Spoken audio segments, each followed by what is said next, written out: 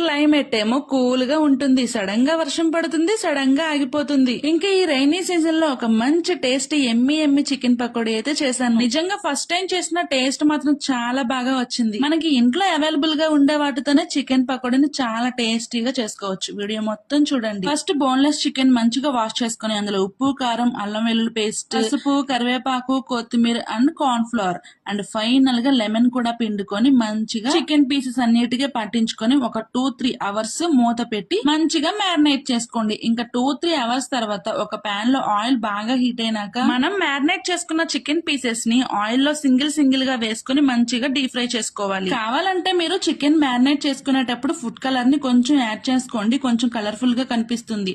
నేనైతే ఎలాంటి colours use చేయలేదు. సరే, ఇంకా దాని సంగతి పక్కన పెట్టేస్తే మన చికెన్ పకోడీ అయితే మంచిగా డీప్ ఫ్రై అయిపోయింది. ఇంకేంటి, ప్లేట్ లోకి సర్వ్ చేసుకోవడమే. ఇంక ఈ లోపు సేమ్ ఆయిల్ లో కరివేపాకు, పచ్చిమిరపకాయలు కూడా బాగా ఫ్రై చేసుకుని దాని మీద వేసుకుంటే టేస్ట్ ఫ్లేవర్ చాలా బాగుంటుంది. మర్చిపోయా, లాస్ట్ లో కొన్ని ఆనియన్స్ కూడా అలా వేసుకోండి, టేస్ట్ చాలా బాగుంటుంది. ఈ చికెన్ పకోడీ ఏమో గానీ ఇది చేసేసరికి కిచెన్ లో నా పని అయిపోయింది. వామ్మో, ఇది మొత్తం నువ్వే తినేస్తావా అంటే నేను ఒక్కదాన్నే ఎందుకు తింటాను, మా శేఖర్ కూడా తింటాడు. బట్ వీడియోలో కనిపించడు కాబట్టి మీకు అలా అనిపిస్తుంది అంతే. సరే మరి ఉంటా, ఫాలో ఫర్ మోర్, బాయ్.